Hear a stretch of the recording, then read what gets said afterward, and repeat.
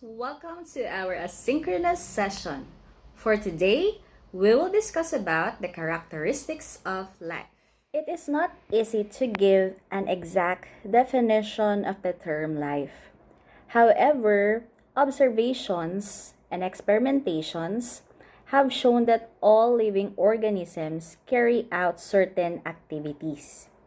We say that these activities are characteristics of living organisms. Or in other words, these activities are the characteristics of life. So for today, let us discuss them one by one. What are the different characteristics of life?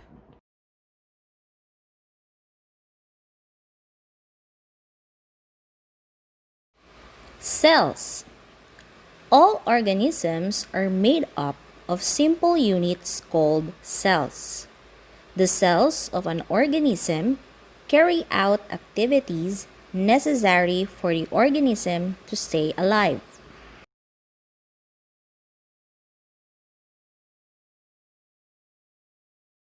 Nutrition. All organisms need energy to stay alive. It is a process by which organisms take in food and convert it into new protoplasm.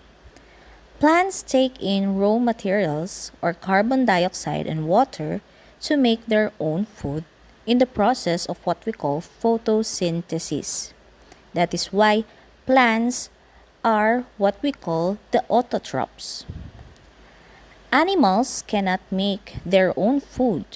They feed on plants or on other animals in order to survive, grow, and carry out their daily activities.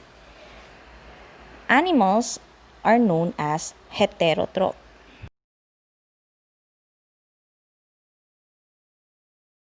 Respiration. Living organisms require energy to perform activities such as growing and moving. Living organisms gain energy through the process of respiration. Metabolism is the sum total of all biochemical reactions that happens within the cell.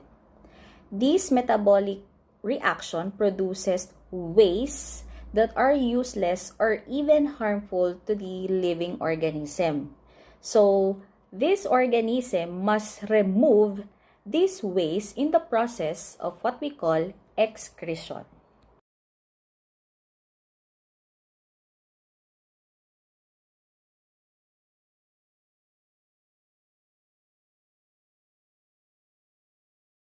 Growth and development.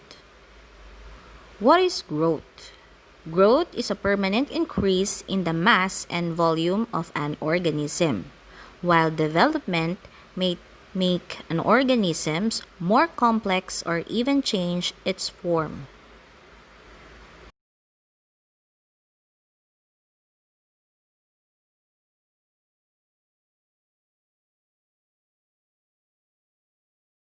Movement.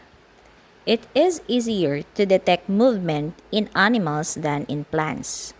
The movement of organism is independent of external forces such as wind or water currents. Most animals are able to move from one place to another. Such movement is termed locomotion.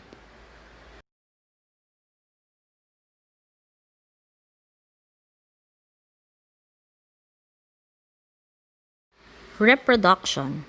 All living organisms are able to reproduce.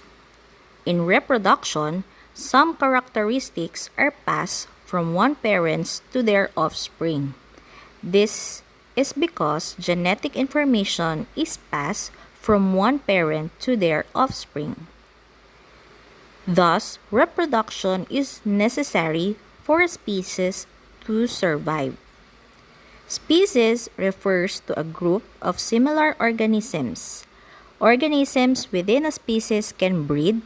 They can produce healthy offspring that are able to grow, develop, and reproduce normally.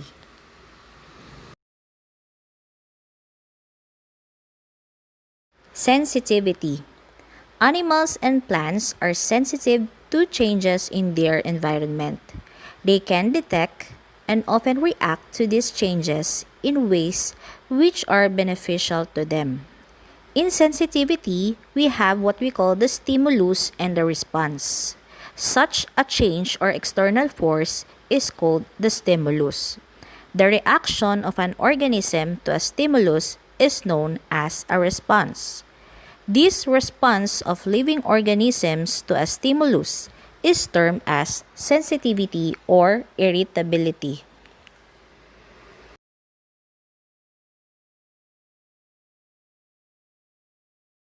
Adaptability. Living organisms are able to adjust and adapt to changes in their environment. Adaptation helps the organism to survive on an environment.